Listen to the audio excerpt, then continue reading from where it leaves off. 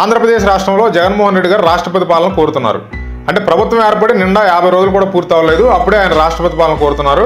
అంటే దీన్ని బట్టి చూస్తే మనకి ఆంధ్రప్రదేశ్ ప్రజలు ఇచ్చినటువంటి తీర్పు మీద ఆయనకు ఉన్నటువంటి గౌరవం ఏ పార్టీ అనేది మనకు అర్థమవుతుంది. సరే, ఈ విషయం పక్కన పెడితే అసలు రాష్ట్రపతి పాలనకి అవకాశం ఏమైనా ఉందా అంటే గతంలో రాష్ట్రపతి పాలన ఏమన్నా ఎలాంటి సందర్భాలు విధించేవారు అనేది ఒకసారి చూద్దాం. గతంలో ఏంటంటే కేంద్ర ప్రభుత్వం చాలాసార్లు మన ఇండియన్ కాన్స్టిట్యూషన్లోని ఆర్టికల్ 356ని ప్రయోగించి రాష్ట్రపతి పాలన ఇంపోజ్ చేసేవాళ్ళు. దీనికి ఏంటంటే ఒక ప్రొసీజర్ ఉంటుంది. అంటే కేంద్ర క్యాబినెట్ కనుక నిర్ణయం తీసుకుని రాష్ట్రపతికి దీన్ని రికమెండ్ చేస్తే, అంటే పలానా రాష్ట్రంలో రాష్ట్రపతి పాలన ఇంపోజ్ చేద్దాం అని చెప్పి రాష్ట్రపతి గారికి రికమెండ్ చేస్తే అప్పుడు రాష్ట్రపతి పాలన అనేది అమల్లోకి రావడం జరుగుతుంది. కాకపోతే ఏంటంటే గతంలో ఈ రాష్ట్రపతి పాలనని పద్దాగా ప్రయోగించేవాళ్ళు. అంటే కేంద్ర ప్రభుత్వం పద్దాకి రాష్ట్రాల హక్కులను కాలరాస్తూ రాష్ట్రపతి పాలన ప్రయోగిస్తూ ఉండేవాళ్ళు. Somappa Rayappa Bommai versus Union of India అనే ఒక కేసు నడిచింది సుప్రీంకోర్టులో. అంటే దీన్ని S R Bommai versus Union of India case అని కూడా అంటారు.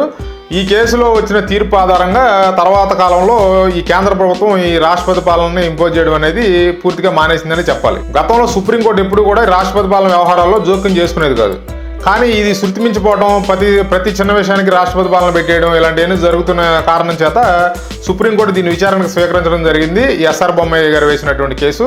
ఈ ఎస్ఆర్ బొమ్మాయి ఏంటంటే ఈయన కర్ణాటక మాజీ ముఖ్యమంత్రి, ఈయన 4వ ముఖ్యమంత్రిగా చెప్తారు ఈయన కర్ణాటకకి. ఆ కేసు పూర్వాపరాలన్నింటినీ సుప్రీంకోర్టు క్షుణ్ణంగా పరిశీలించిన తర్వాత చాలా వాదోపవాదాలు జరిగిన తర్వాత ఒక తీర్పు అయితే ఇవ్వడం జరిగింది. అంటే ప్రతిదానికి చేమ చిటుక్కుమంటే రాష్ట్రపతి పాలన అంటాం కుదరదు. ఈ ఆర్టికల్ 356 ప్రకారం కేంద్రానికి ఉన్నటువంటి హక్కులో మేము జోక్యం చేసుకోము, కానీ మీరు చూపించే కారణం, అంటే ఈ రాష్ట్రపతి పాలన విధించడానికి మీరు చూపించే కారణం హేతుబద్ధంగా ఉండాలి అని చెప్పి ఒక తీర్పు ఇవ్వడం అయితే జరిగింది. ఇక ఈ తీర్పు వచ్చిన తర్వాత ఆల్మోస్ట్ ఈ రాష్ట్రపతి పాలన అనేది మనం ఎప్పుడు చూడలేదన్నమాట. అట్లా ఈ రాష్ట్రపతి పాలన ఇప్పుడు జగన్మోహన్ రెడ్డి గారు కోరుతున్నారు. అసలు ప్రజల తీర్పు మీద ఆయనకి ఏ పార్టీ గౌరవం ఉందనేది ఈ రాష్ట్రపతి పాలన కోరుతుందని అర్థమవుతుంది.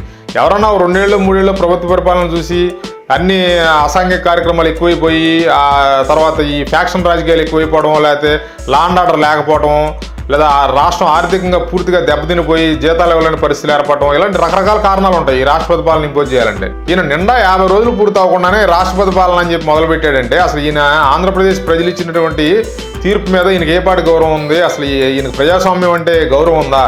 రాష్ట్రపతి పాలన అంటే ఏం లేదండి. రాష్ట్రపతి పాలన అంటే రాచరిక పాలన కింద లెక్క. అలాంటిది ఈయన రాష్ట్రపతి పాలన కోరుతున్నాడంటే ఈయన ఉద్దేశం ఏంటి? ప్రజాస్వామ్యం ఉండకూడదా మన రాష్ట్రంలో?